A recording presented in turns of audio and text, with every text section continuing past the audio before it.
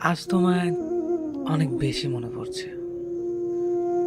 জানো, আজ খুব ভোরে যখন চোখটা খুলতেই সূর্যটাকে দেখলাম, তখন কেন যেন মনে হলো সূর্যটাতে তোমার মুখ ভেসে উঠেছে। সত্যি বেশ কিছুদিন হলো তোমাকে অনেক বেশি মনে পড়ছে। বিকেলের এলোমেলো বাতাস আর অঝোর বৃষ্টি সবার মনে দোলা দিয়ে যায়। কিন্তু জানো, তুমি চলে যাওয়ার পর থেকে ভোরের হিমেল হাওয়া, বাগানের ফুল, পাখির গান, বিকেলের মিষ্টি রোদ কিংবা রক্তিম গোধূলি কিছুই আর ভালো লাগে না। মোটেও সহ্য হয় না এগুলো। আর বৃষ্টি বৃষ্টি আর কিভাবে ভালো লাগবে বলো? তুমি চলে যাওয়ার পর থেকে তো এই দুই চোখ হয়ে গেছে আকাশ, যে আকাশ থেকে অযোধ্যারায় বৃষ্টি ঝরে সকাল সন্ধ্যা। আচ্ছা, তুমি কি তা দেখতে পাও? আজ সংসদ ভবনের রাস্তা ধরে হেঁটে যাচ্ছিলাম, যে রাস্তা তোমার হাত ধরে হেঁটেছি অসংখ্যবার। জানো, আমার আর তোমার মতো অনেকে এখন এই রাস্তায় হাত ধরাধরি করে হেঁটে চলে। কেন আমাকে এভাবে কষ্ট দিলে? কি দোষ করেছিলাম আমি? কেন আমাকে প্রতিনিয়ত কাঁদতে হয় তোমাকে ভেবে? আজ রৌদ্রমুখর দিনটা হঠাৎ করে শেষ হলো বৃষ্টি দিয়ে, যে বৃষ্টি তুমি অসম্ভব ভালোবাসতে। শেষ বিকেলের আচমকা বৃষ্টি আজ ভিজিয়ে দিয়ে গেছে আমার সমস্ত শরীর। কিন্তু জানো, আমার চোখ ভেজাতে পারেনি। তুমি না বলতে রাস্তাঘাটে কান্নাকাটি করে বাচ্চা ছেলেরা। আমি তো আর বাচ্চা ছেলে নই, তাই রাস্তায় কাঁদতেও লজ্জা লাগে, যে কারণে সারা রাত লুকিয়ে কাঁদে তোমাকে ভেবে। বিকেলের ঝুম বৃষ্টি গধূলিবেলা লাল রঙে ছেয়ে গেছে আকাশ। আর সন্ধ্যার পর দেখলাম আকাশে মেঘের সাথে পূর্ণিমা চাঁদের লুকোচুরি খেলা। প্রকৃতি আজ তোমার ভালো লাগার সব কিছুই তুলে ধরেছে। শুধু তুমি আজ আমার পাশে নেই। যেন মাঝে মাঝে ভাবি তোমাকে ভেবে আর কাঁদবো না, কিন্তু স্মৃতিগুলা নিষ্ঠুর প্রকৃতি বারবার তোমার কথা মনে করিয়ে দেয়। তখন আর নিজেকে সামলাতে পারি না, অযোধ্যারায় কাঁদতে থাকি একা একা। জানো, এখন রাত 2টা। 2 ঘন্টা আগে সূচনা হয়েছে আর একটা নতুন দিনের। 19শে মে। 2 বছর আগে এই দিনে সম্পর্কে ইতি টেনে আমাকে পাহাড় সময় কষ্ট দিয়ে তুমি চলে গিয়েছো। জানো, তারপর থেকে আজ পর্যন্ত এই দু চোখে ঘুম নেই।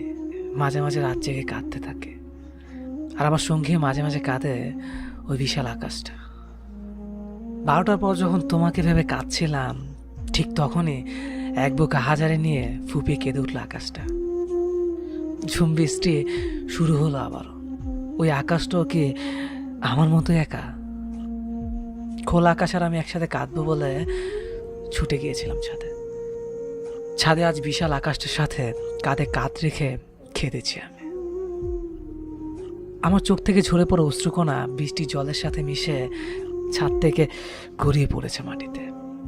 আমাকে এক বুক কষ্ট দিয়ে যে মাটিতে অনেক সুখে ঘুমিয়ে আছো তুমি, কেন আমাকে এভাবে একা রেখে চলে গিয়েছো সেদিন? তবে কেন ভালোবেসেছিলে? কেন বলেছিলে সারা জীবন একসাথে থাকবে? তোমার কিছু সুখ স্মৃতি নিয়ে আজও বেঁচে আছি লাশ হয়ে। মাঝে মাঝে তারাদের সাথে এখন কথা বলে। যেন তারারা বলে তুমি নাকি আবারও ফিরে আসবে। জানো, তুমি না জীবনটা আজ ধ্বংসের অনেক কাছাকাছি। নিজেকে আর কারো কাছে প্রমাণ করতে ইচ্ছে করে না। জানো, মা কি বলে?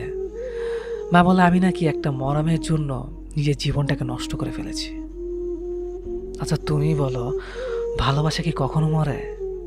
জানো, তোমাকে এখনো অনেক ভালোবাসি, অনেকটা পাগলের মতো।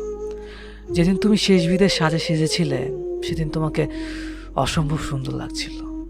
কিন্তু সবাই আমার সাথে প্রচণ্ড খারাপ ব্যবহার করেছিল সেদিন। কেউ আমাকে তোমার মুখটা দেখতে দিচ্ছিল না। শুধু তারা বলছিল মৃত মহিলার মুখ নাকি পরপুরুষকে দেখানো উচিত না। আচ্ছা, তুমি বলো, আমি কি পরপুরুষ? 5 ঘন্টা আগে খাটিয়ে ঘুমিয়ে থাকা মেয়েটির সবচেয়ে আপন যে এই ছেলেটাই ছিল, তা বলার মতো সেদিন কোনো লোকই ছিল না। অনেক কাকতি মিনতির পর দেখেছিলাম তোমাকে। তোমার ঠোঁটের কোণে আগে সেই চিরচেনা হাসিটা সেদিনও ছিল। বারবার কেন যেন মনে হচ্ছিল তুমি চোখ খুলে তাকাবে, আমাকে কাছে ডেকে জড়িয়ে ধরবে। সেদিন তুমি অনেক নিষ্ঠুর ছিলে। পাগলের মতো সেদিন অপেক্ষা করেছিলাম তোমার ডাকের আশায়। ভুলে গিয়েছিলাম যে ওপারে চলে গেলে কেউ আর ফিরে আসে না। যেন এখনো মাঝে মাঝে মনে হয় আমি যেন ঘুমিয়ে আছি, আর যা কিছু হচ্ছে এগুলো সব দুঃস্বপ্ন। খুব ইচ্ছে হয় তোমার কাছে যাওয়ার, তোমার পাশে শুয়ে থাকবো, আর রাত দিন দুজনে গল্প করব। আমি কিন্তু আর মোটেও ঝগড়া করব না।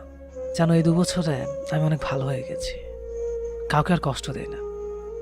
কেননা কষ্ট কি তা যে এখন আমি বুঝতে শিখেছি। আমার নিথুনি পুরো দাগ নিয়ে তোমার মতো অন্য কেউ আর অভিযোগ করে না। তেমনই টোল পড়া গেলার হাসি দেখতে কেউ আর আমাকে অকারণে হাসায় না। জানো, আমার মুখে তোমার অভিযোগ আর পছন্দের অংশ দুটোই আজ কালো দাড়িতে ঢেকে গেছে। 2 বছর হয়ে গেল, অথচ মনে হয় এই তো সেদিন তোমাকে চলে যেতে দেখলাম। এই 2 বছরের স্বপ্নে অসংখ্যবার দেখেছি তোমায়। কখনো মুখ ভরা হাসি নিয়ে এসেছ, আবার কখনো মুখ ভার করে। কিন্তু যখনই স্পর্শ করতে চেয়েছি তখনই চলে গেছ আমাকে কাঁদিয়ে। কেন ওইভাবে কষ্ট দাও আমায়? আমি সত্যি আর সইতে পারি না।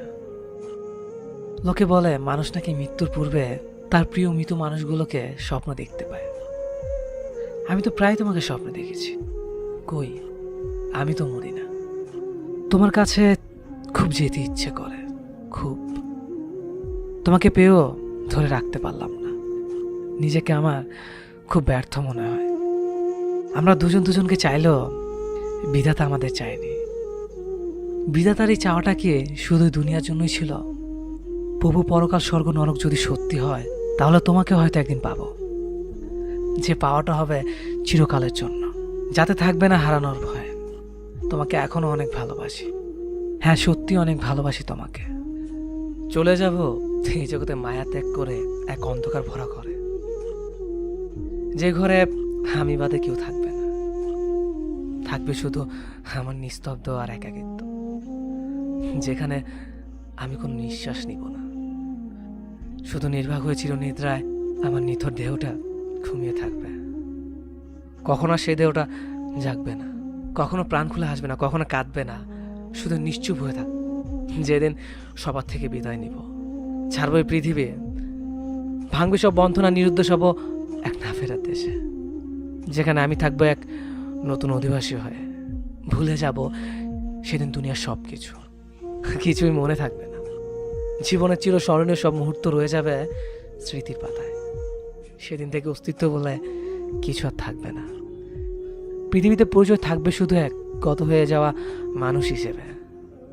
হাত ঠাঁই পাবে আমার ছবি কোনো এক দেয়ালের ছবির ফ্রেমে। সময়ের সাথে সাথে আমাকে ভুলতে শুরু করবে। কারো কাছে স্মরণীয় থাকবো তার স্মৃতির মাঝে। সেদিনকে একবার ডাকলেও সারা দেওয়া সম্ভব হবে না। কারো কাছে কয়েকটা শব্দ বিনিময় করার ক্ষমতাটাও থাকবে না। কারণ শরীর থেকে আত্মাটা যখন নিজের সম্পূর্ণ বিচ্ছিন্ন করবে, সাথে সাথে এই ধরনের মাঝে থমকে যাব, আর নিজের নামটা আর থাকবে না, লাশ বলে গণ্য হবে। মাটির নিচে সে আধার ঘরে এক অসহনীয় যন্ত্রণায় থাকবে নিথর দেহটা। হাজার আর্তনাদ করব, কিন্তু শুনতে পাবে না কেউ। ধীরে ধীরে সম্পূর্ণ শরীরটা হারিয়ে যাবে মাটির সাথে, আর সবকিছুই ধূলিসাৎ হয়ে যাবে। আমি রইব শুধু একটা মৃত মানুষ হিসেবে। চাইলেও কেউ মৃত্যু থেকে বাঁচাতে পারবে না। হঠাৎ করে সবার মতো একদিন আমিও চলে যাব এই পৃথিবীর মায়া ছেড়ে। চলে যাব একটু অন্ধকার ঘরে, যেখানে থাকবো শুধু আমি আর আমার একাকিত্ব। চলে যাব আমার আপন আর প্রিয় মানুষদের কাঁদিয়ে না ফেরার দেশে, যেখান থেকে কখনোই কেউ ফিরেনি আর ফিরবেও না। বন্দী হয়ে যাব আমি একটি ঘরে, যে ঘরে থাকবে না কোনো দরজা বা জানালা, শুধু থাকবে কালো অন্ধকার। হয়তো আমি চিৎকার করে সবাইকে ডাকবো, কিন্তু সে ঘর থেকে আমার আওয়াজ বাহির হবে না।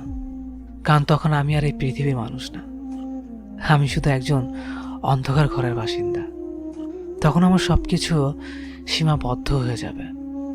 চাইলেও মনের কথাগুলো আর কারো কাছে শেয়ার করতে পারবো না, কারণ আমি তখন একটি দরজা জানলাহীন খাঁচায় বন্দি থাকবো। এটাই সত্যি, আমি একদিন চলে যাব সবাইকে কাঁদিয়ে। রয়ে যাবে হয়তো আমার কিছু স্মৃতি, হাসির স্মৃতিগুলোর মাঝে কেউ খুঁজবে আমাকে, কেউ বা ঘৃণা করে দূরে ঠেলে দেবে আমায়। আর ওপার থেকে এগুলো দেখবো আমি, কিন্তু কিছু বলতে পারবো না, কারণ আমি হয়ে যাব একজন বোবা মানুষ।